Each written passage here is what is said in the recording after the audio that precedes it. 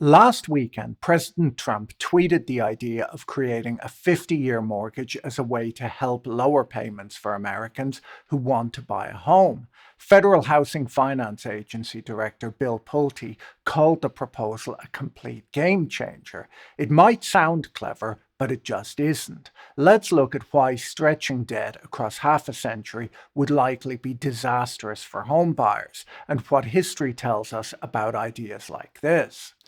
While the idea is, so far, quite light on detail, administration officials are saying that a 50-year mortgage would lower monthly payments and help Americans who are currently priced out of the housing market. The logic is that if you just lengthen the term of a loan, you can reduce the monthly payment. But that simplicity hides a much more complicated reality. Extending mortgages to half a century would alter how lenders price risk, how investors value mortgage backed securities, and would require changes to federal law.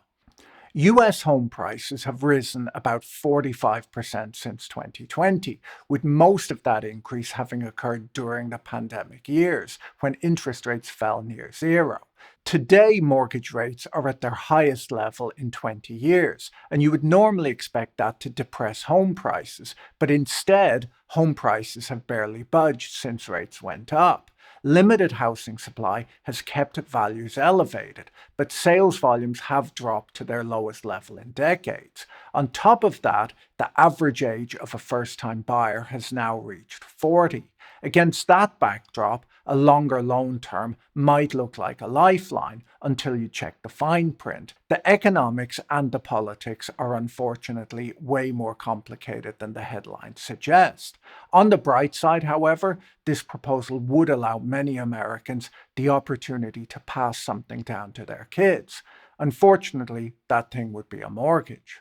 The 30-year fixed rate mortgage feels like a permanent feature of American life, but it was born out of crisis. Ben Castleman wrote an excellent history of the US mortgage market a few years ago in the New York Times. He explains that before the Great Depression, home loans were underwritten by banks and not backed by the US government. They usually had terms of 10 years or less, as lenders don't really like making long-term loans. And unlike mortgages today, they were not self-amortizing, meaning that borrowers just made interest payments and the loan carried a balloon payment at the end. This meant that borrowers would often have to take out a new mortgage to pay off the old one if they hadn't saved up. When the financial system collapsed during the Great Depression, refinancing dried up and foreclosures soared, such that in the early 1930s, nearly 10% of US homes, and I mean homes, not mortgages, were in foreclosure.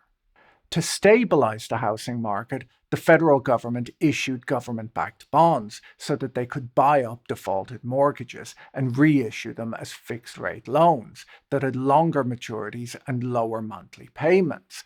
The government then sold off those mortgages to private investors, with the Federal Housing Administration providing mortgage insurance so those investors knew the loans that they were buying would be paid off in full.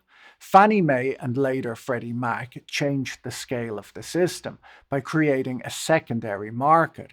They bought mortgages from lenders, bundled them into securities, and sold them to investors. That liquidity allowed banks to recycle capital and offer even more loans, turning the 30-year mortgage from a government experiment into a mass market product. By the 1960s, the 30-year mortgage had become the dominant structure. Its appeal was obvious: predictable payments, no prepayment penalties, and the ability to refinance when rates fell. Castleman points out that for US homeowners, the 30-year fixed rate loan is a one sided bet. If inflation goes way up, the lenders lose and the borrowers win. While if interest rates fall, the borrower can just refinance at a lower rate.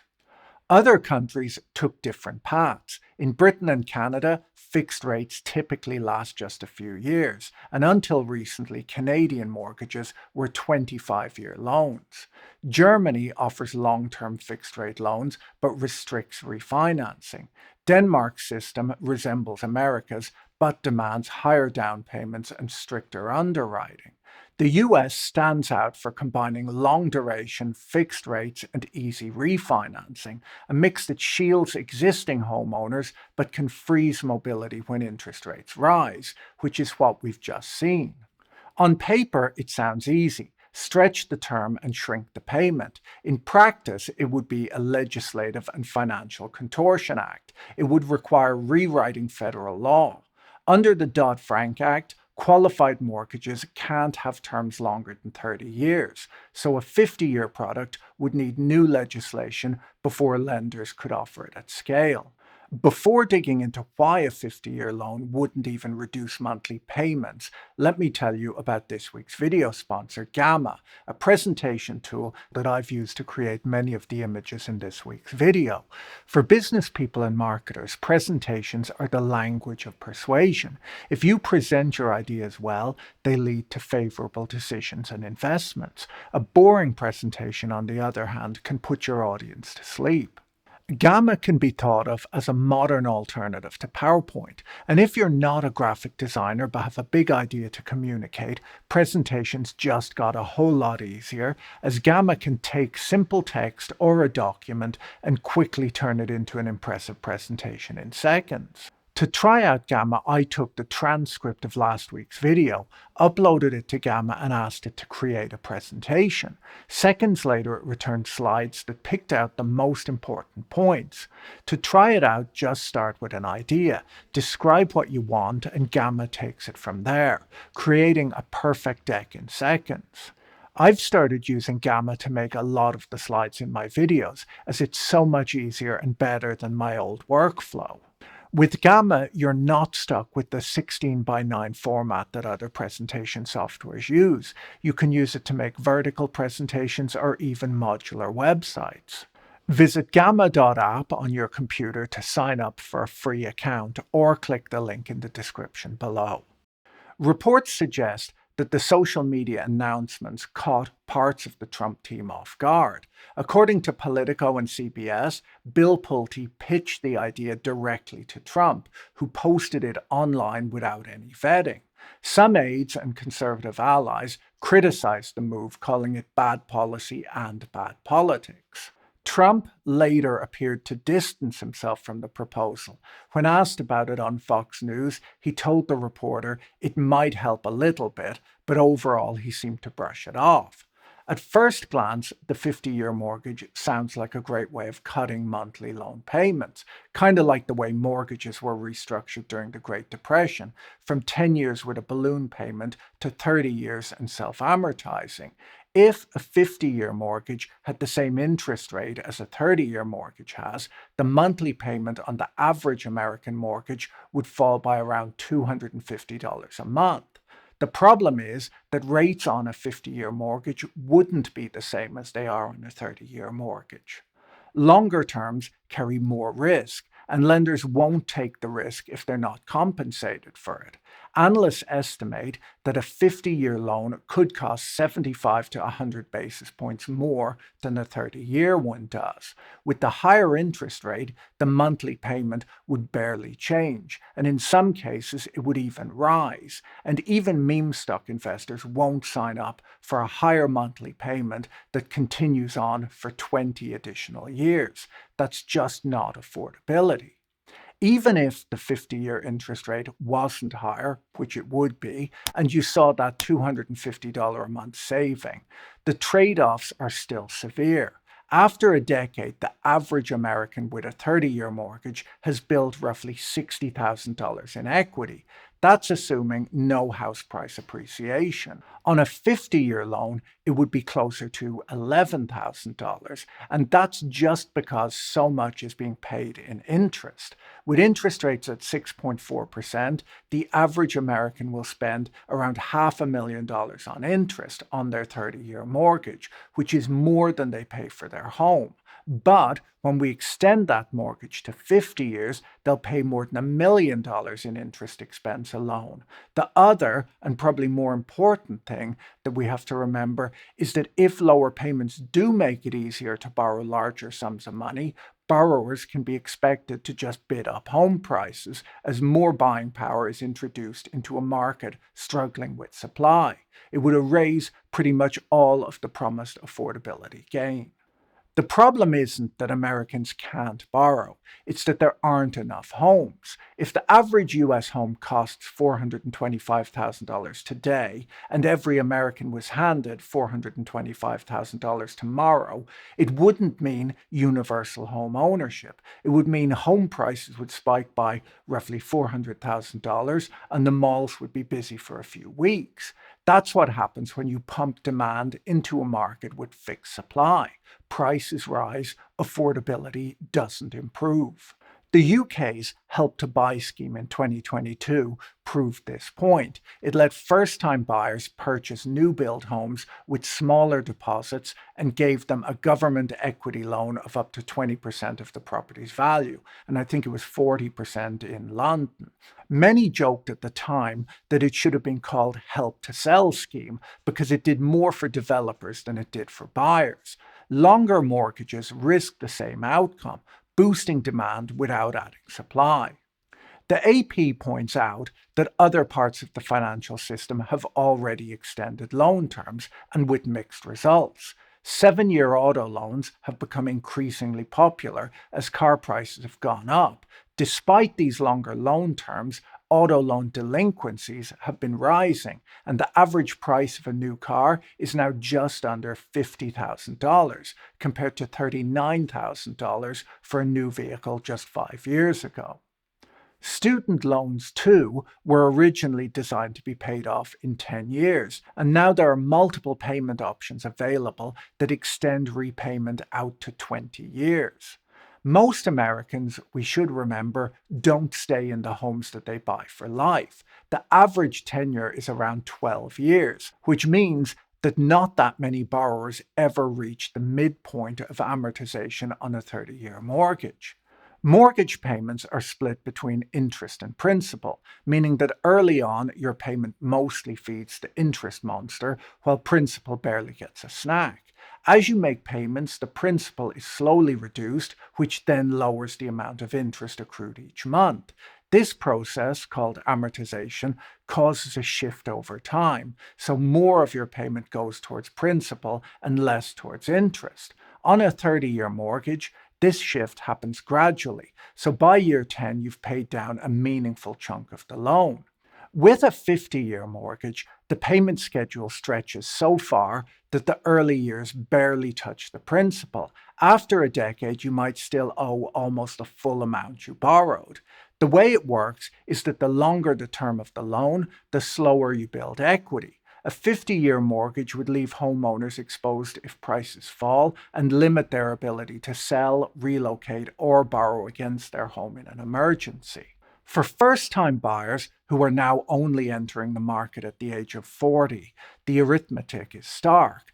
They would still be making mortgage payments into their 90s. It's worth remembering that the word mortgage comes from the French words mort and gage, meaning debt, pledge. With a 50-year mortgage, that's no longer just a figure of speech. It's not hard to see either why lenders might balk at issuing loans that extend deep into retirement. Do you really want to take the risk of lending to a person who's no longer earning and may not be in good health? The idea of borrowing for 50 years to buy an asset you're unlikely to keep for more than a dozen doesn't make much financial sense. You're essentially either renting the house or renting the money to buy it. You don't own it until it's paid off. The idea of making mortgage payments in retirement is quite worrying too, in a world where the demand for reverse mortgages has started rising. With a reverse mortgage, homeowners, typically age 62 or older, get cash from a lender in exchange for the equity in their home. They continue to live in the property and pay taxes and insurance. The loans then have to be repaid with interest at the end of their term, which is usually when the borrower either moves out, sells the home, or dies. Reverse mortgages are a controversial type of lending already because of the increased risk of foreclosure on an elderly retiree if they fall behind on their tax or insurance payments. According to the Financial Times, the number of US federally insured reverse mortgages grew more than 6% in the last year. Lenders report surging interest from older Americans squeezed by inflation and benefit cuts. If the current generation of elderly homeowners are facing this level of financial stress, extending mortgage debt into old age with 50-year mortgages would only make that problem worse. The psychological dimension really matters too. A mortgage that outlives a career and possibly the borrower really changes the cultural meaning of home ownership. A home becomes less of an asset and more of a perpetual liability. Other countries have experimented with ultra long mortgages, and spoiler alert, it didn't end well. Japan introduced 50-year and even 100-year loans during its property bubble in the 1980s. Those products were designed to let families pass debt across generations. When the bubble burst, borrowers were trapped in negative equity for decades. In the UK and Canada, lenders have offered 35 to 40-year mortgages, but these remain niche products.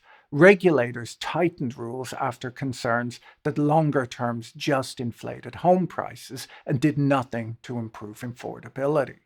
The obvious problem is that longer loans don't build new houses. You can play around with monthly payments, but all that will do is push house prices even higher, leaving borrowers with slower equity growth and greater exposure to downturns. The problem in the US real estate market has nothing to do with an inability or an unwillingness to borrow. It's more driven by a shortage of new housing than anything else. And that shortage is not going to improve when America has an aging population, a growing labor shortage, and is deporting the people who work in construction. Tariffs are not helping affordability either. According to the NAHB, tariffs are driving up the cost of building materials, and American consumers end up paying for the tariffs in the form of higher home prices. Turning a 50-year mortgage from a tweet into a product isn't just a matter of tweaking paperwork, it means rewriting the whole rule book. Under Dodd-Frank, any mortgage longer than 30 years cannot meet the qualified mortgage standard. That status matters to lenders as it shields them from certain liabilities and allows them to offer lower rates. Without this protection, you're left with a riskier product that lenders won't touch without charging a significant premium. The fix isn't going to be an executive order either. It would require Congress to amend multiple statutes, including those governing Fannie Mae and Freddie Mac, who can't insure or purchase loans beyond 30 years. Without their backing, liquidity evaporates, and investors aren't queuing up for a 50-year instrument that behaves like a callable bond with a half century of credit risk attached. Even if lawmakers clear that hurdle, the market mechanics get ugly. Longer maturities magnify prepayment risk, forcing GSEs into more aggressive hedging.